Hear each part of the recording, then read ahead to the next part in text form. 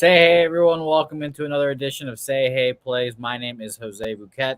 Alongside me today is my guy, the Spin Doc. Doc, hope everything's going well in the lands of Minnesota. How are you doing? Yeah, it's going well. Going well. Strikeout props are going well. It's humid as hell and storming here, so it's another continual reminder of why I live in this state, because it's humid and storms in the summer and it's cold as shit in the winter. So, constant reminder of asking myself, why do I live here? But it's overall going really well, and yeah, ready to get at this card. I I would ask myself the same questions too if I lived in Minnesota. Mhm. Um, but at the very least, your Minnesota Twins are playing well. I like what they do, and I like them to win the division. I think so. I do too. I do as well. However, part of that is kind of lack of a better option, but that's beside the point. Division champ is division champ. We'll leave it at that. That's all that matters. Flags fly forever. That's So right.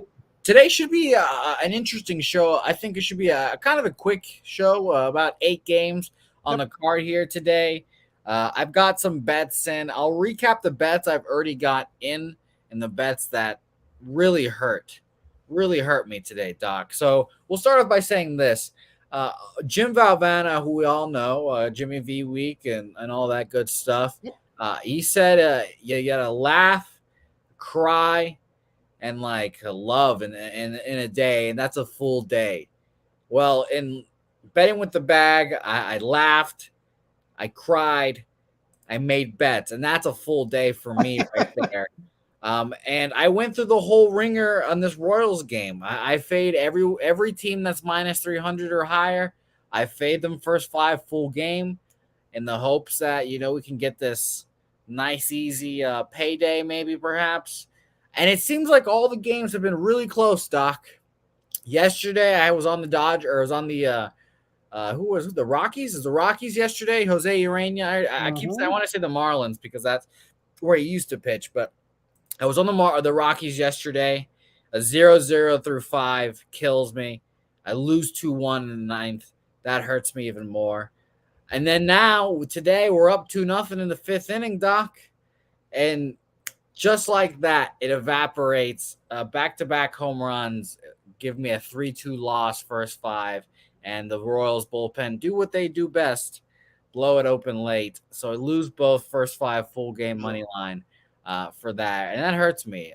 So the graphics on the show will not be updated, but the record stands right now 260 and 253, up 9.46 units. So still good. Can't complain, but we're one clutch base hit from either one of those shit ball clubs from having a good day. I'm also on Red Sox team total over 3.5 and the over 8.5 in that game. That game will probably put the ninth in me. That game will probably be the one that really Uh, breaks my spirit. Actually, what you have to do is, it's too bad books don't offer this for that game. How many times does Garrett Cole touch his hair during the game? Every time he gets a new ball, his hand goes on his hair, and they don't check hair for sticky stuff. Figure that one out yourselves. So, his spin rate has gotten back up to pre-crackdown levels. So figure that Really? one out. Close. It's close. So figure that one out yourselves. But seriously, if you watch that game tonight, watch what Cole does every time he gets a new baseball. It's always through the back of his hair. Always. Okay. So That I'm is not excellent news. I cannot wait to watch that like a fucking hawk. I'm not accusing anybody. I'm just I'll making an accuse him. observation. I'm making an observation. I will gladly accuse him. I cannot wait to watch that game. It's gonna be fun, Whenever someone just Mm-hmm. throwing their hands in their hair every 5 minutes, it's very interesting. Very interesting. Well, that's good news. Thank you, Doc, for letting me know that. I've Mm-hmm. got 2 more plays. I actually do want to say this now. I'm going to make it a play official at the top because me and our friend Jimmy the Bag were talking about this game on our betting with the bag, and I'm kind of shocked. There's not been a confirmed starter yet listed for the Blue Jays Mariners game, Nope, not yet. but Jimmy said it was not going to be one of the usual suspects. I actually forgot who he said it was going to be. like a prospect coming up. And we both guessed that it would be minus 150, minus 140-ish to the Mariners. And we were like, okay, so whatever, we'll wait. I looked at the line. Bovada is offering a line without the pitchers. You're getting a plus 108 right now for the Mariners. I took the Mariners money line there without knowing the pitchers. I understand that the Blue Jays fans will be there in force and droves because that's what they do there. But if we're going to get like a shitty pitcher today, give me the Mariners. I think that's just a crazy number to Can't argue. Can't argue. And it's not like Marco Gonzalez is a world beater. So, I mean, he's not exactly an ace. So he's not. I don't feel. I never feel confident backing Marco. But Marco at home, maybe we'll have a shot here. But we'll talk about that game further later on in the show. It is the last game on the slate here, I believe. So we'll talk about it. Hopefully, pitchers will be announced by then. But those are my plays so far. Make a note of it if you will. So let's move on, Doc, and let's get into it. I'm glad that you're in this. Everyone that joins this next coming 8 days is the elite company, the Say Hey 90s, because we're on Say Hey Play 92.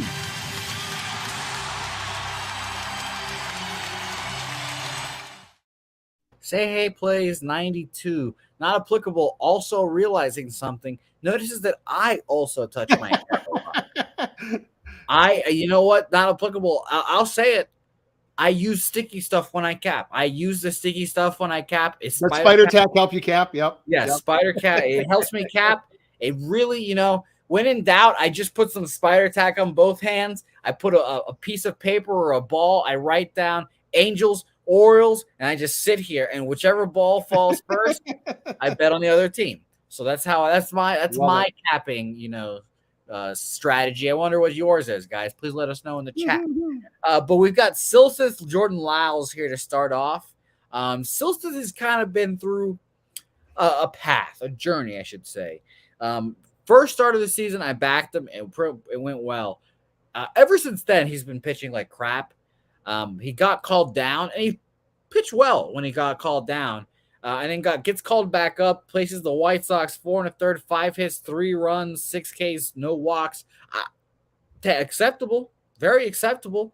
But he's running into the wagon that is the Baltimore Orioles. I heard a stat that I believe it was the Astros, the Yankees, the Red Sox are the only teams in the American League that have a better record in the last month or so than the Orioles. So the Orioles have been hot. It's a real shame they're in the AL East. I feel bad for them for many times. They're 25th against righties since the beginning, or since the 19th, I should say. And Silseth and the Angels are 26th or 28th against righties. They're 25th. The Orioles are 28th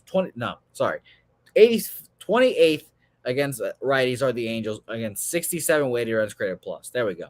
25th are the Orioles, 90 weighted runs created plus. I don't want to back either one of these teams. Truthfully, it obviously would be Orioles or pass for me here. I did not expect after the first 2 weeks of the season to think that the Angels would have a worse record than the Orioles going into the series. But here we are. Flat out, I think the Orioles are just a better team. I just think the Orioles are a better team. And I'm going to pull up RotoWire right now because Ohtani pitches and hits well yesterday. We all know that. Wouldn't be surprised if he got an off day, along with Trout, who got rocked in the knee as well. So let me pull up these lineups. Well, and while you're doing it, it's not like Trout's been exactly a world beater lately. He is in a slump. Both are in, too. He's in a big time slump. That's interesting. Both are in. So I'd still take Orioles, but that's it's very interesting. No breaks for those two. They have to carry the whole team. So. Yeah, I'm actually going to start right off with an official one here. This is an Orioles spot for me pretty easily.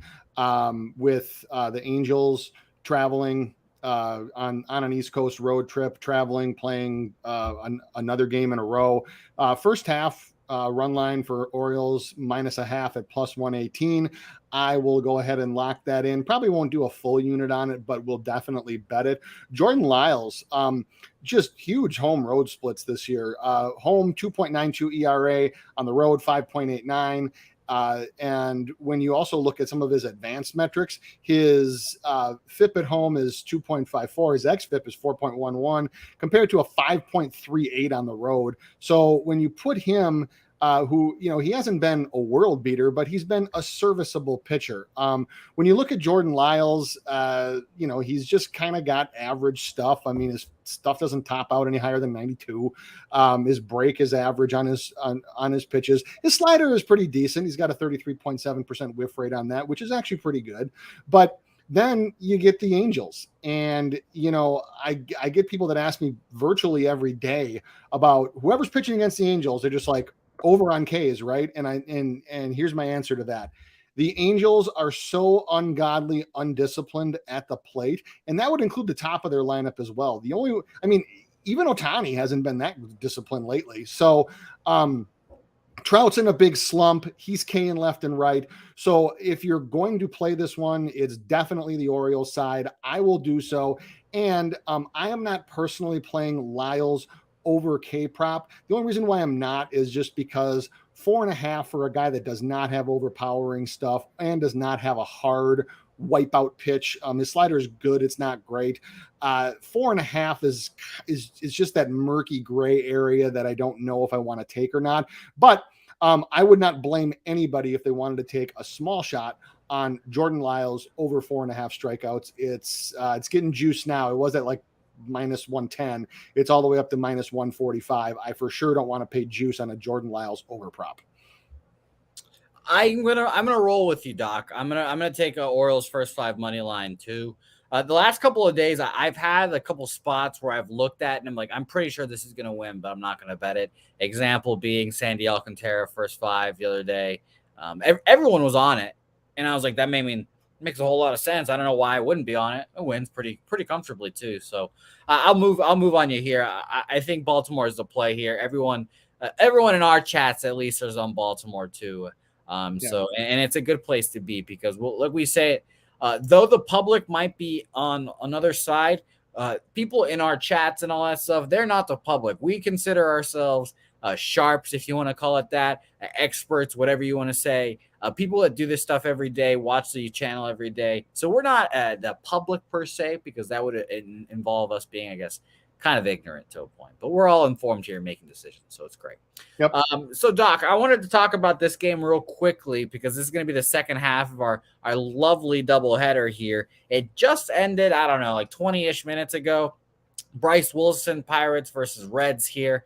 I believe it's Jeff Hoffman for the Reds. That's what RotoWire is listing as well. So I am not familiar with Jeff Hoffman's work.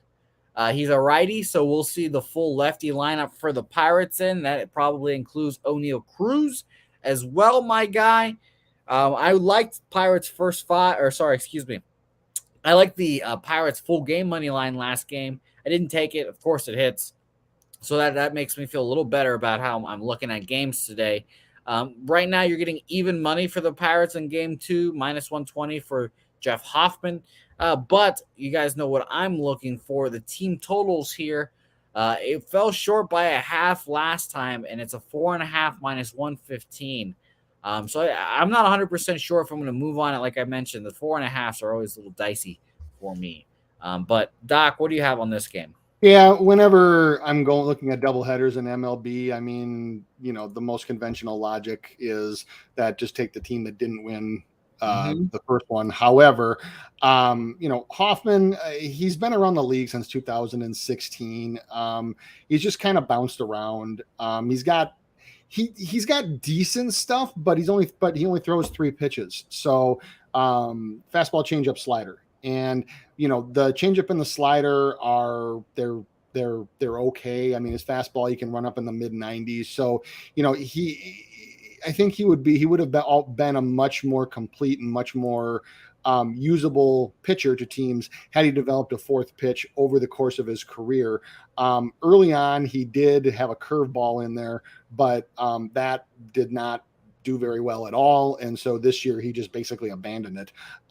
So I typically tend to stay away from doubleheaders, either part of it, mostly because, as most of you guys know, I do strikeout props, and not knowing how many at-bats guys are going to get if they're going to play both games or one game, it wreaks havoc on trying to cap K props. So that's why I typically tend to stay away. If I am going to do anything, I will always just defer to, if the home team loses game one, put a small amount on them in game two. But I'm probably the wrong person to ask on doubleheaders.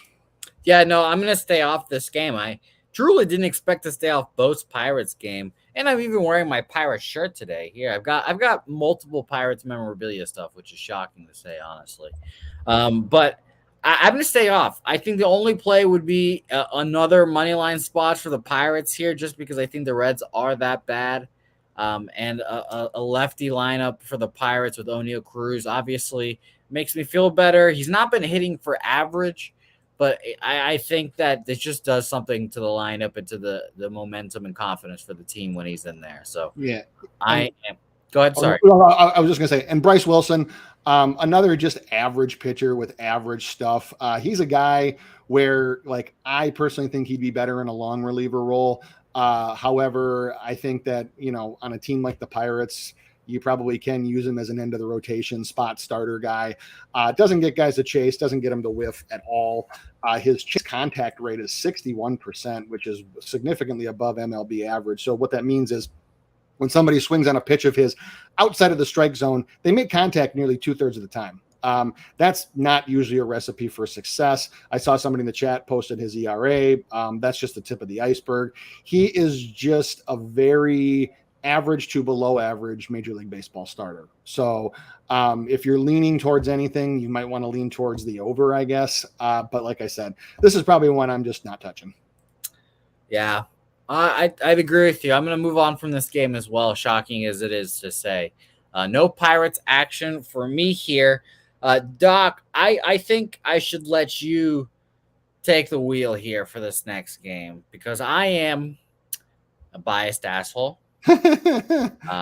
I know where I'm going in this game. It's baseball's, and I'd argue sports' biggest rivalry, Red Sox-Yankees. Mm-hmm. Garrett Cole, very familiar with the Red Sox, as they are with him. Josh Winkowski taking his first dip into the rivalry himself. Doc, what do you have on this? Just let me know. Well, as a fan nor a hater of either team, I will look at it objectively for this. And first thing I will say is, for a road favorite for a divisional rival of -165 is insanity. And that's just the sports bettor in me. So if you are going to play this, it's Red Sox or nothing. I personally am not. The one thing that I think that you can look at here is, I'm not personally playing it again, but I think that you can look at young Joshua's strikeout prop here. So it's at 3.5. I think it's -110, or maybe it's slightly juiced a little. No, it's -145 now. If you're going to play it small, but Yankees tend to be little over aggressive at the plate. Over the last 21 days, the last 3 weeks, they are 30th in contact inside the zone. They're 26th in CSW, which is called strikes and whiff. It measures plate discipline. And on the road versus right-handed pitchers, they have a strikeout rate of 22.2%, which for a line of 3.5, that usually correlates to an over. So I haven't seen him have overpowering stuff, but when you have a team that when they do swings as aggressively as the Yankees do, it can lead to strikeouts. So the only thing that I would worry about is, because it's his first foray into this rivalry, will the moment be a little bit too big? Or can he give them 4 to 5 decent innings? The one thing to remember too, when betting like strikeout props, and I'll get back to the game in a moment, but pitchers can get just hammered and can still hit over 3.5 strikeouts. So, sometimes I see people try to correlate the two and think like, well, this pitcher is going to get smashed, so I'm not going to take his strikeout prop. The two are often not correlated. There are a few pitchers that, like, their strikeouts often correlate with how they pitch. Jose Barrios is one, Luis Castillo is another. There's other ones, but normally what you see is, I mean, you can see a pitcher give up 5 to 6 earned runs. Not that I think that he's going to, but and can still strike 5 to 6 guys out. Happens all the time. Likewise, you can see a guy pitch 7 scoreless innings and strike out 2. So as far as the game goes itself, I have no take on the total whatsoever. It would be a slight lean to the over, but that's just a guess. And like I said, taking any road favorite for a divisional rival at minus 165, you just can't. Please don't do that. The books are begging for your money. So I don't care if it's Garrett Cole. I don't even care if the Red Sox were throwing a double-A pitcher out there. That is just a negative EV play through and through. And on top of that, as AJ 1337 is saying here, no Garrett Cole, no Aaron Judge today, too. That's a big thing. That's a big factor. Why is he sitting? What a coward. What is Aaron Boone doing? Why would you not sit him yesterday when they smacked the shit out of the pot? Did he sit yesterday? I'm pretty sure he played. Why would he not sit yesterday? The Red Sox were smart. They sat Devers yesterday against the Rays. Obviously, they lose the game. It's annoying, but the Yankees game here is a lot more important. I don't know why he wouldn't play. That's shocking. That is surprising to me.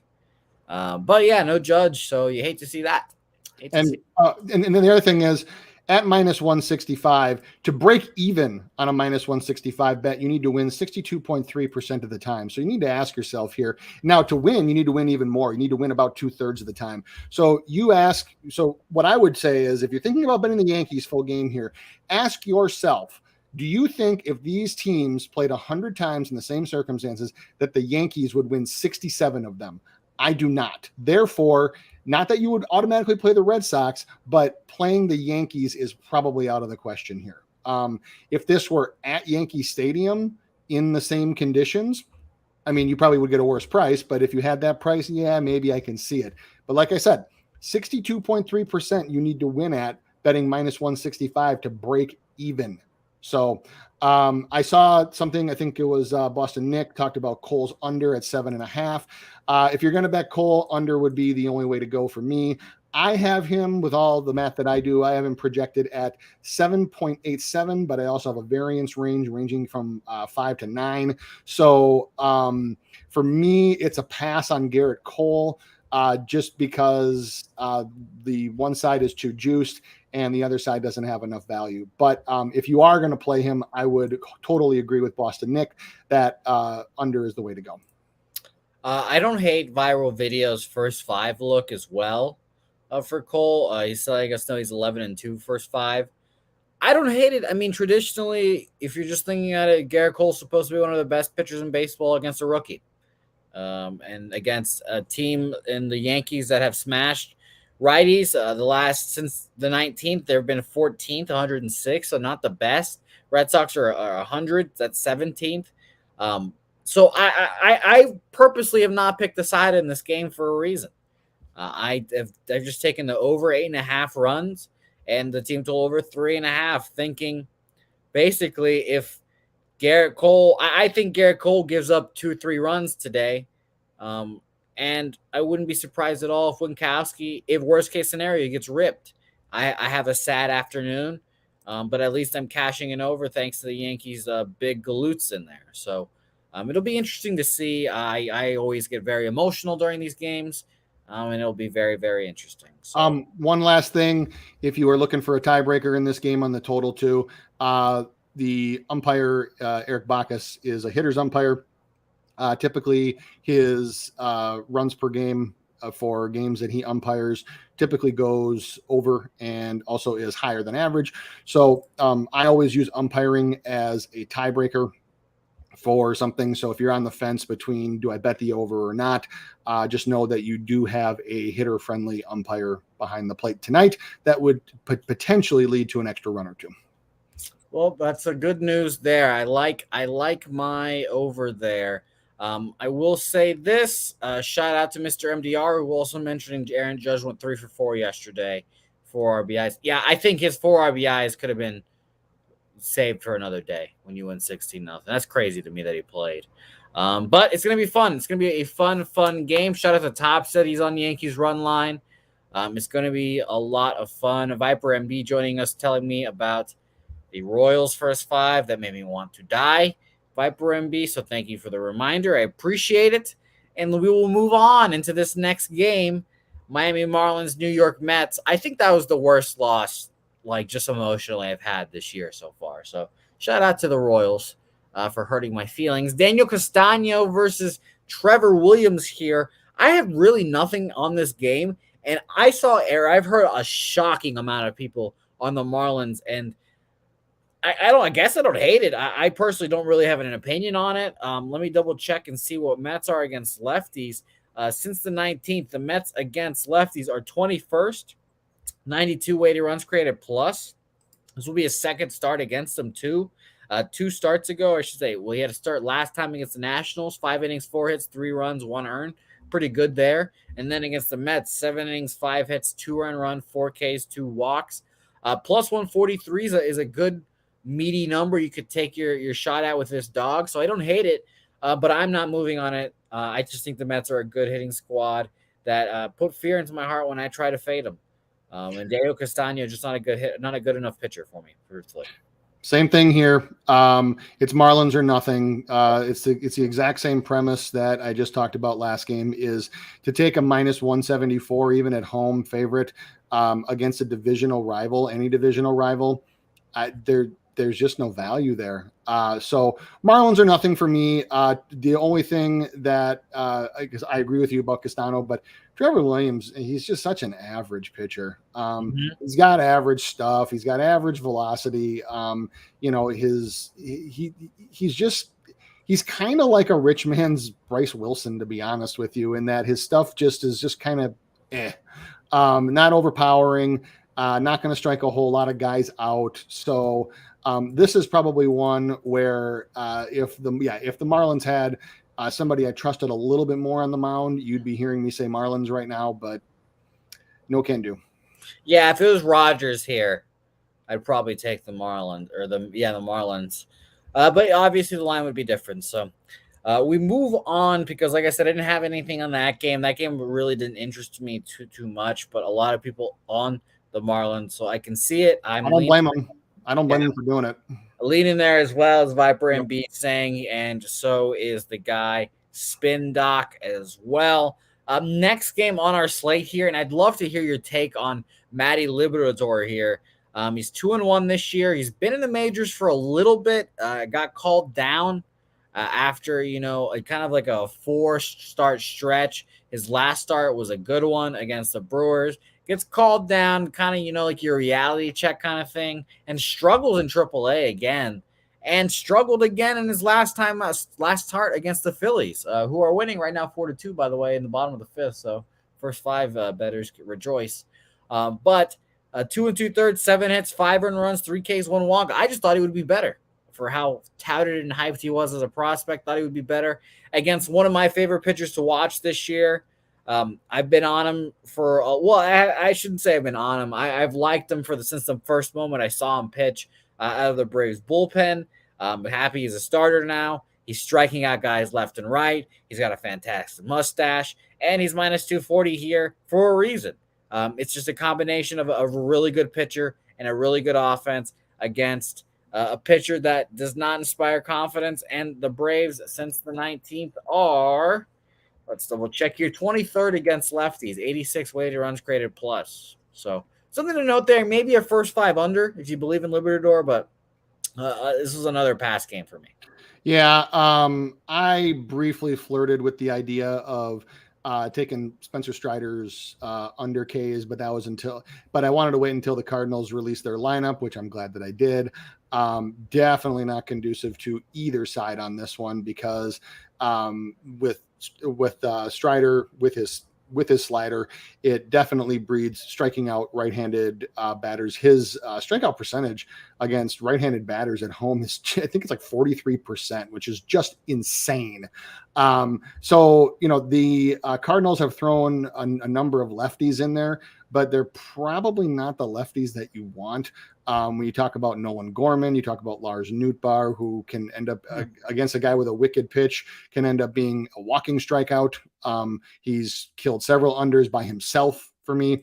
So I I just don't even know if I want any part of this game either. The thing with Liberatore is the man's got to throw a strike on the first pitch. 51% this year, which is almost 10% under MLB average. And if you look at virtually any team, except for maybe like the Angels or the Rangers, and you look at what their disparity is in the percentage of time where they strike out versus on a 1-0 count versus an 0-1 count, it's double and sometimes almost triple. And so if you're a pitcher like Liberatore, who quite honestly does not have overpowering stuff, he throws sinkers to get strikes, and he'll typically mix in like a curveball and a changeup to put guys away. But if you can't throw strike one, then there is just no way that you're going to be able to battle back in those counts with nothing but breaking balls, especially when you look at his curve. His curve and his changeup, and his slider, I guess he doesn't throw it that much, but nothing is really overpowering. His curve comes in at an average of 73.6 miles per hour, which is just a big slow curve. So even against the Braves, who do strike out a ton, I want nothing to do with this one. Either way, nothing. Yeah, I like this game too, truthfully. Like, I'll be watching this game for sure, but it's first five under, full game under for me, or pass as well. Reek saying lean under as well. I just, it's going to be a fun matchup.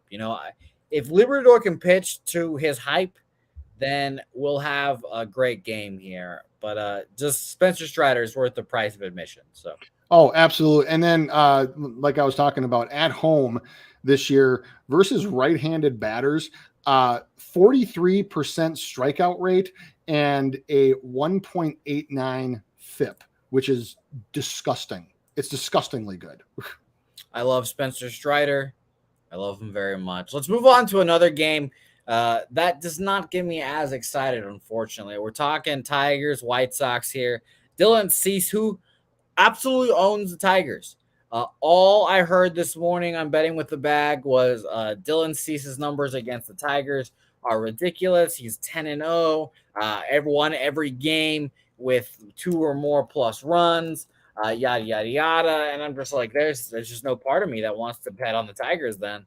I'm pulling up his career numbers against the Tigers as we speak. This is something I should have had pulled up already.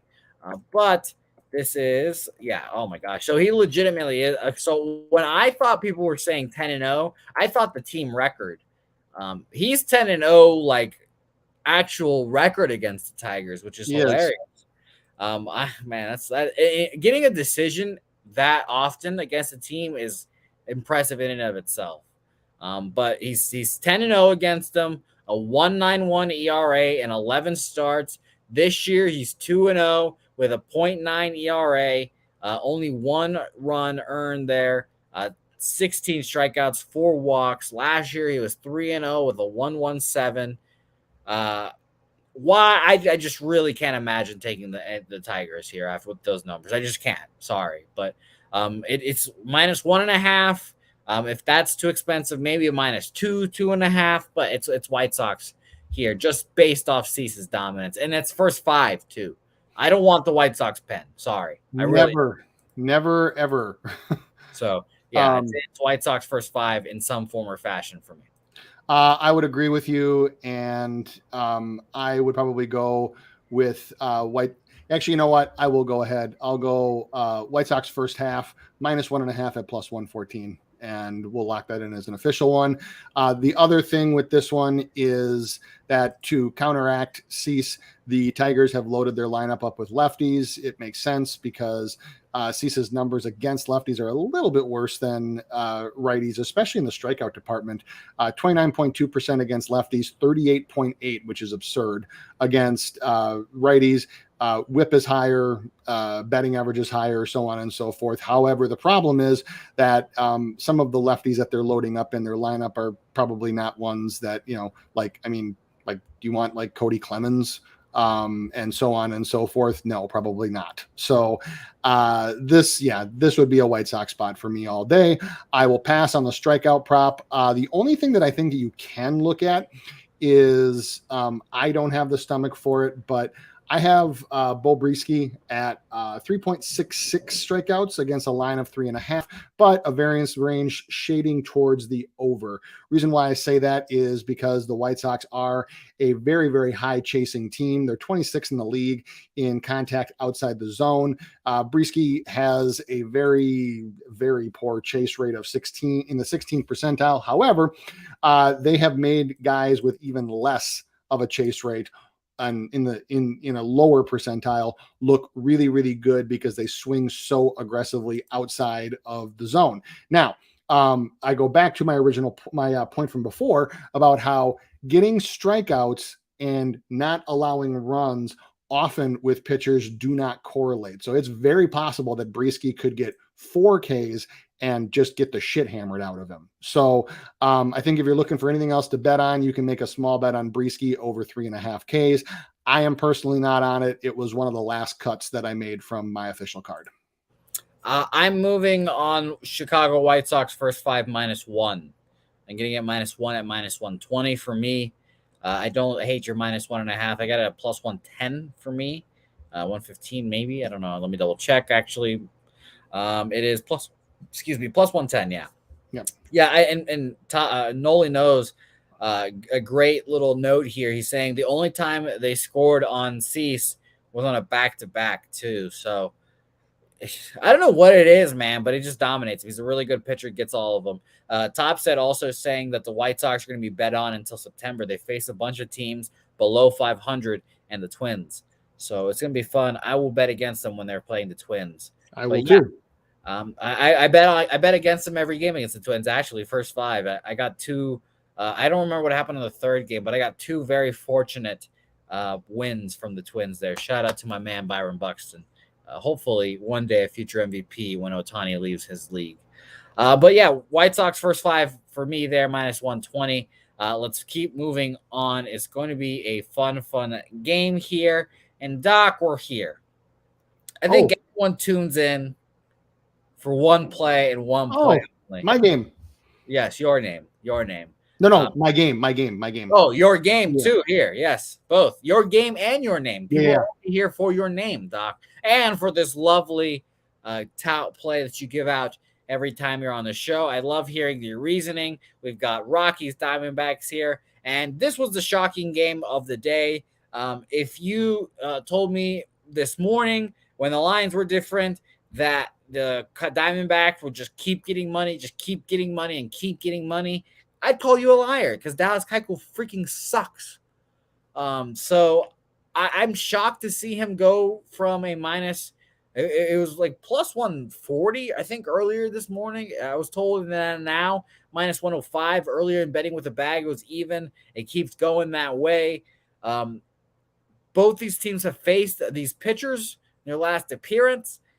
Why is this game not like a super high total is the thing that I'm shocked about. I want to go over here. This is another play I wrote down as a lean here. I think I'm going to move on it over 9.5 at -105.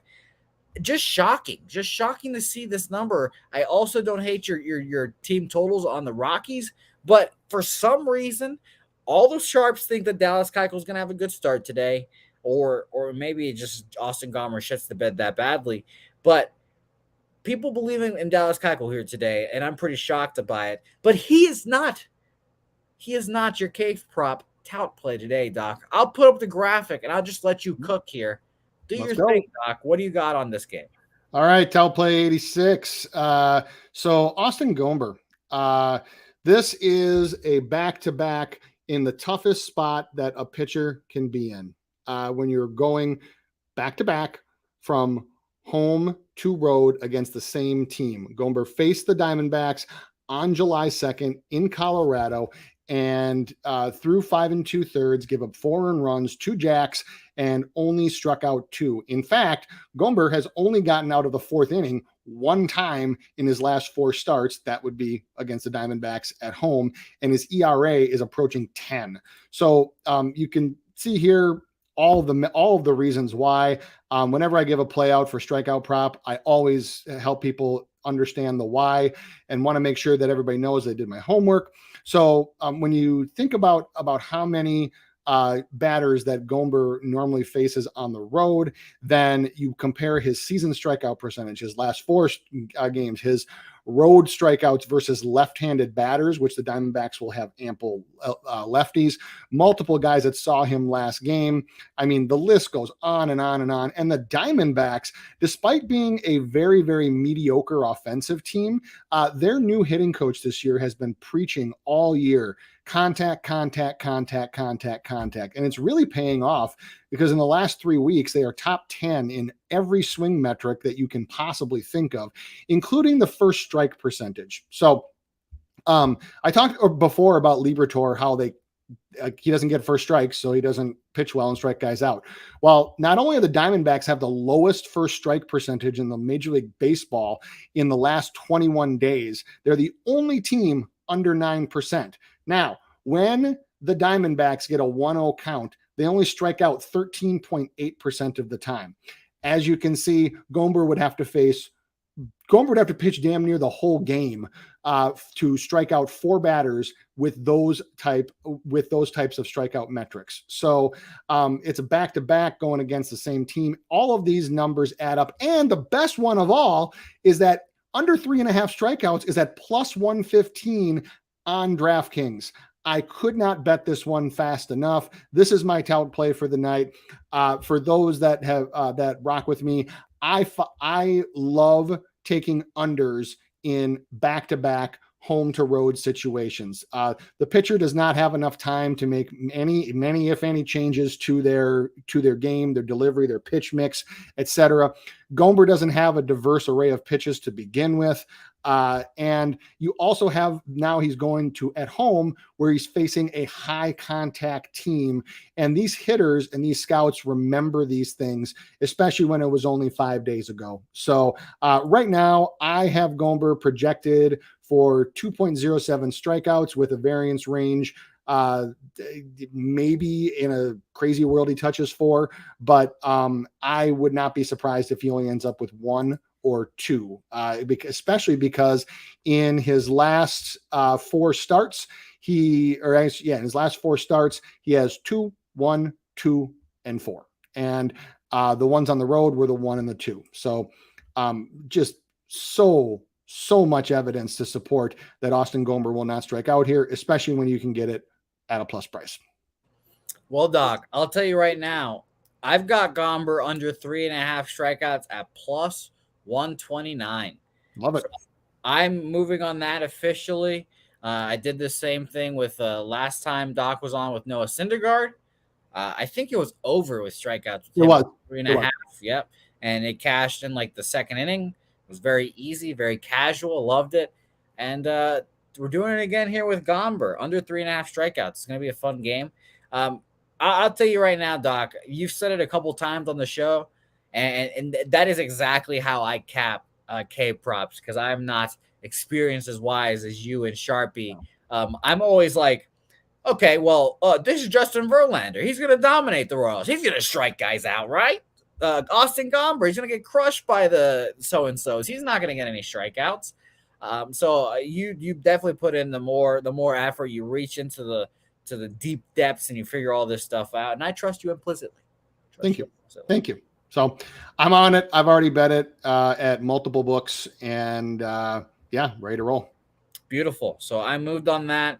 I'm going to, I guess I'll keep my question mark on the over 9.5. I kind of don't want to double up on the game, but we'll see here. We'll talk about these next 2 games here.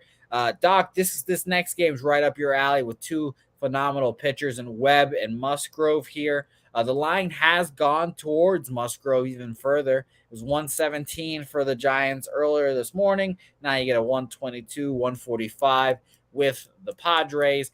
And it makes sense. I personally don't like backing Webb on the road. That's just kind of like a general rule for me. This is his second start against the Padres. His first start was actually at the very beginning of the year. He went like 8 innings, like 1 earned run there, and like 1 hit, domination. So the under 6.5, crazy to say, but I guess you could understand why it's that low. Both these teams are not hitting. 26 in the last 2 weeks, 3 weeks. Or the Padres, 87 weighted runs created plus, while the Giants, are 24th, 94 weighted runs created plus. So, shocking as it is to say, I guess I'm leaning under. Maybe I'd probably take first 5 just because I trust the Giants bullpen with nothing. Every time I see my guy Duvall come into the game, it seems like he's blowing the game.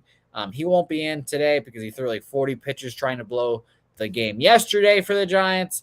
I don't trust their bullpen at all. So it would be Padres first 5 full game, however you want to take it. I feel comfortable either way, and maybe an under in the first 5 here. But I couldn't get to the window with any of this stuff. It's just a much better game to watch than bet on. Yeah, I'm gonna do a small stake in the first 5 under. It's under 3.5 at -122. I certainly wouldn't go a full unit on it. No stake in the first 5 result. If you can get a Giants team total under for the first 5, I would probably take a small stab at that too. Musgrove, pretty solid at home, 2.61 ERA, 214 opponent's batting average, 3.16 FIP, 2.97 xFIP, 25, 26% strikeout rate. So he's been solid, but unspectacular at home. So in a divisional rival game, I can definitely see this being like a 2-1 game after the 5th inning. Yeah, it makes a whole lot of sense to me, man. It really does. It's going to be a tight game. It's going to be a fun game. These teams are going to be, we kind of think these teams are going to battle for second place / a wild card spot. But ultimately, we will see. This will get much more interesting when Fernando Tatis comes in, for sure. A pass game for me. Doc putting some rubles on that first 5 under 3.5. 3.5 at -122. Yeah. If you're going to bet it, I for sure wouldn't go a full unit. You can probably go half or 3/4, something like that. Yeah. So there you go. Just a little something to make what's get a sweat. A great game, a little more interesting. Yeah, feel a little sweat, a little fun money on it. Yep. Well, like I said, there's Jimmy V says it. Cry, laugh, make a bet. That's how you have a full day. Love it. That is how you have a full day. Those shirts are coming soon. Don't you worry. Next game, we've got 2 more actually after this one, or 1 more after this one. But I'll make this one super quick. Tony Gonsolin's super good at baseball. He's very good at what he does. Oh, yeah. He's 10-0 for a reason. He's only given up 4 earned runs this year at home. ERA of a .069, I think it is. I should have wrote it down, but it's a sub 1 ERA at home. It's absurdity. His last start at home against the Padres, the aforementioned Padres, he went 7 2/3, 4 hits, 1 earned run, 8 Ks, 1 walk there. Why would I want to take the Cubs here? They're 6 against righties, 120 weighted runs created plus since the last 2 weeks. Only reason I'd consider taking the Cubs there, but no thanks. 0.88 ERA, by the way. 124 opponent batting average, 3.18 FIP. Just utter domination. Complete and utter domination. Oh, and at home, he also has a 16% strikeout to walk ratio, plus 16%, which is nuts.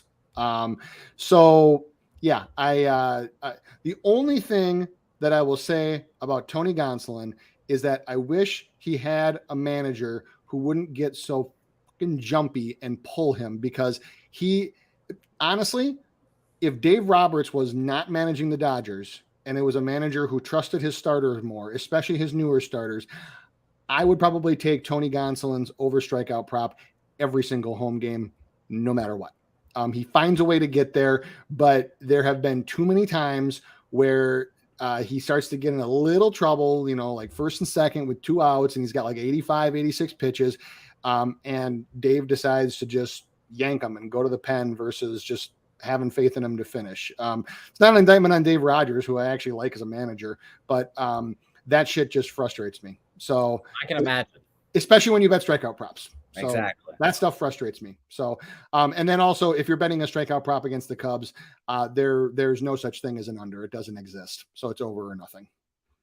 Beautiful. We're on the right path there. I like your looks. Tony Gonsolin, hey, super good, and I agree with you with Dave Roberts. I don't think he's a good manager personally. I think he's very overrated, and I think someone like Alex Cora coaches circles around him. So I'll agree with you there. Let's move on to this last game, and we did get officially a starter here. I don't have graphics for it, but we'll talk about it. Anthony Bonda starting for the Blue Jays. And like I mentioned off the top, Jimmy said that that they would be a non household name starting. I did not remember who it was he said, but we've got Bonda here now. The Mariners are now down to plus 105. They were plus 117 earlier, plus 108 at the start of the show. I bet them at the start of the show at 108. They're 105. It's going to keep going down and down and down because you're getting Anthony Bonda, who, let's do a quick Fangraph search before I start slandering him mercilessly. But let's be honest, is he going to give you 5 innings? Might not, even if he's pitching well. Let's see here. His game log he is a reliever for sure. And his last appearance was on the 4th. 1 inning, 1 hit against the Oakland A's. His longest appearance this year is 2 innings. So you are telling me that we can get plus money on the Seattle Mariners at home against the Blue Jays bullpen, who we all know is atrocious. They are currently, those Seattle Mariners, I believe they were 3rd. I closed out of the page already, but they were 3rd against lefties since this 19th and on. It just doesn't make sense. It really doesn't make sense to me why they would open up that line like that. And I'm sure other places like Pinnacle for the Canadians out there, it took them a really long time to set the line. I don't know why Bovada does the line with no pitchers. It seems like it only hurt them really, especially if someone figures out who's pitching. So it's Mariners for me here. I'm shocked to even see this plus money on them. And my last little note here will be the Blue Jays fans will be there in force. So a Mariners a home field advantage, which is typically pretty strong. I'd say call it a top 5 advantage in the league once it's going. Will be pretty much evaporated with the Blue Jays fans there. So I'm on the Mariners full game money line for me. Nothing here really for me. I think it's Mariners or nothing because of what you said. And it's if you're going to look at a Marco Gonzalez strikeout prop, it's probably under or nothing, even at home here. It actually wasn't out when we went on the air. It might be out now. My guess is 3.5 juice to the under.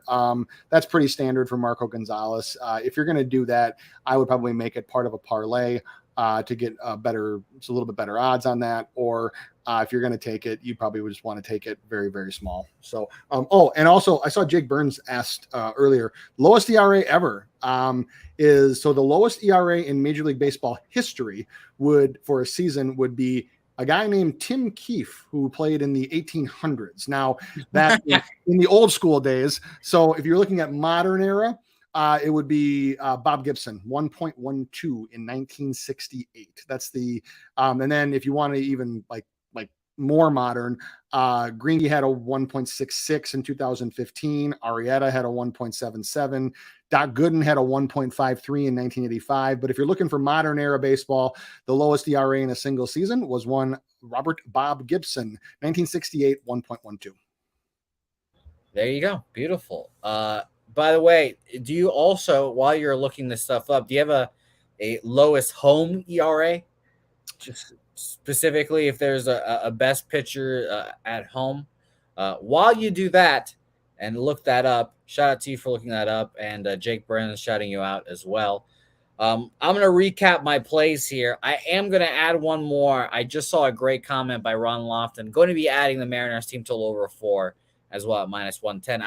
If you guys saw me, I'm looking around for there it is, my Apple Pencil, so I can write it down. and not forget it. But yeah, Seattle team total over 4 for me there.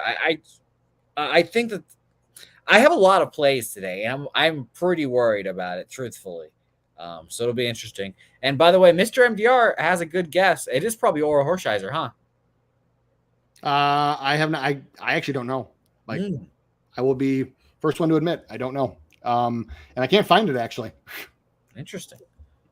Well, there is some homework for the chat. I guess. Yep, agreed. Let us know who the lowest home ERA is in Major League history. Ideally in the modern age, not in the dead ball era.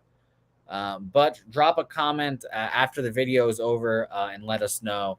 I'll shout you out on the next show because it'll be easy to see the comments. Like I said, comment on our videos. They're easy for me to see. And I like to see what you guys are on as well when you guys put your action on there.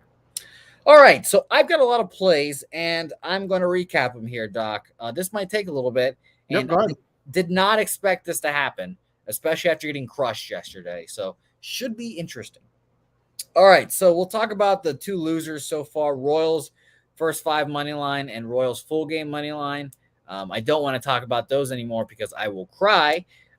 Boston Red Sox team total over 3.5 minus 115. Along with the over 8.5, excuse me, at minus 120. I have the over 9.5 at minus 105 in Colorado, Arizona. Am I going to make that official, Doc? I'm not. You know what? I'm not going to. I'm not going to make it official. I've got a lot of plays here today. I'm not going to make that official. That'll be a lean here. But when that becomes a 15-10 win for team, yes, when that happens. I will be angry. Just remember that. I hope all of you in the chat think of me when that game goes over. Along with the show additions here. Baltimore, first 5 money line, minus 115. Austin Gomber, under 3.5 strikeouts at plus 129. Chicago White Sox, first 5 minus 1 at minus 120. And the Seattle Mariners double up here. Full game money line at plus 108.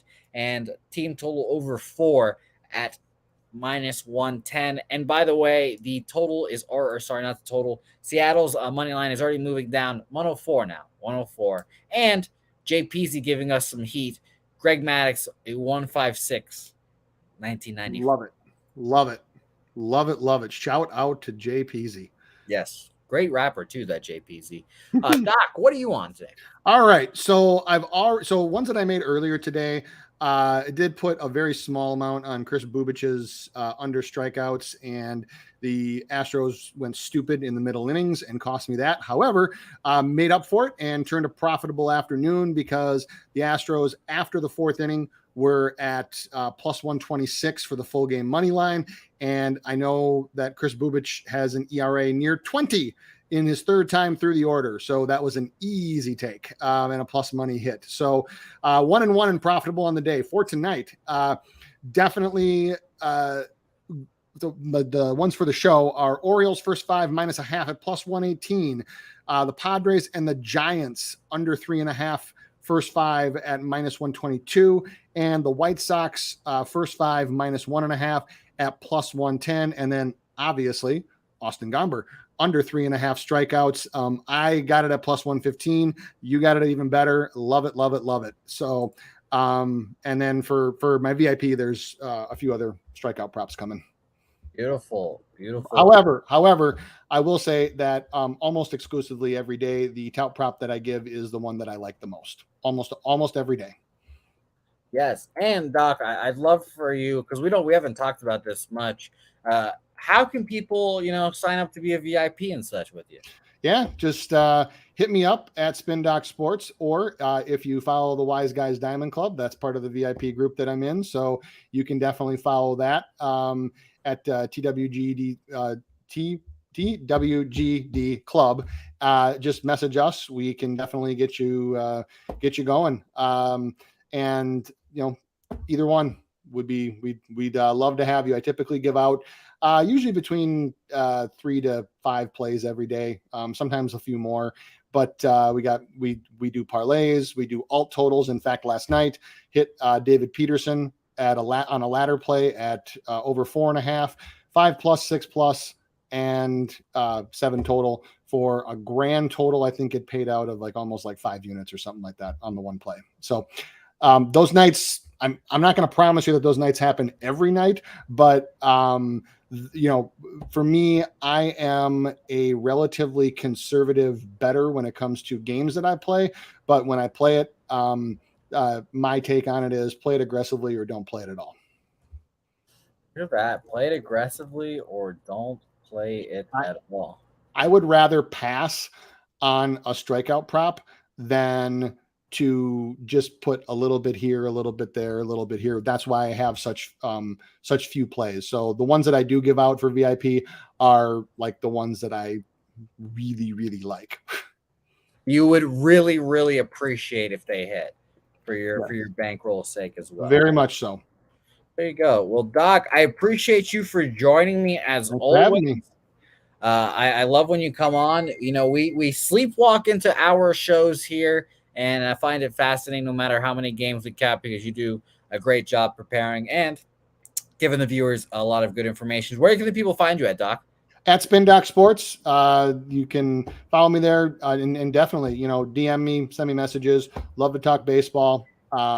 Like to, you know, always willing to give any insight or advice that I can have. I've actually had like 4 or 5 people DM me throughout the day already about, you know, what do I like? What do I not like? Yeah, just love talking ball. Yeah. So DM Doc, he's available. Great guy as always. That's why he's on the show. If you're not a good guy, I'm not going to have you on the show. So thank you. Shout out to Doc. Appreciate it. DM him for all your questions. Sign up to be a premium or what is the word term? Not premium. VIP. VIP. There we go. I just go generic. Just VIP. Yeah. Yeah. See, there we go. I was looking through my thesaurus in my head there. Couldn't find the word. But Doc, like I said, I appreciate you for joining me. Thanks to everyone that's watching. Of course, Wallaby King, Viper MB, JPZ, not applicable, Mr. MDR, Johnny K, all you guys, Able A, Wallaby, like I mentioned. You guys are the lifeblood that keeps this show pumping. Jake Burns, Michael Orbalina, Ish Wiz. By the way, Ish, no push-ups today. No push-ups today for me. No thanks. Jake Valiant joining, Johnny K, TJ Mizzy, all you guys. Thank you guys very much for joining us. And we'll be back again here tomorrow for another Friday edition of Say Hey Plays. The weekend is coming. And so is the All-Star break. Doc, I appreciate you. Maybe we'll have you back on one more time before the All-Star break. But if not, I appreciate you for joining me in the first half. And for sure, we're going to have a hell of a second half, and it's going to be a fun time. Agreed. Thank you all. Thanks for having me. Thanks for all the love in the chat. Appreciate you guys. Like I said, DM me with any questions. Would love to talk shop. Yes. Follow him on Twitter at SpinDocSports. Follow me on Twitter at Jose Bouquett. You'll see all my plays there officially posted, and you'll get all the links and links to all the shows and stuff. And I'll go with 17.5 for the line of the number of times that Garrett Cole runs his hands through his hair tonight during his start. I am taking the over. I thought you might. It's juiced. I'm taking the over still. Damn it. The juice doesn't matter. We're still eating it. Thanks everyone for watching, and we'll see you guys next time.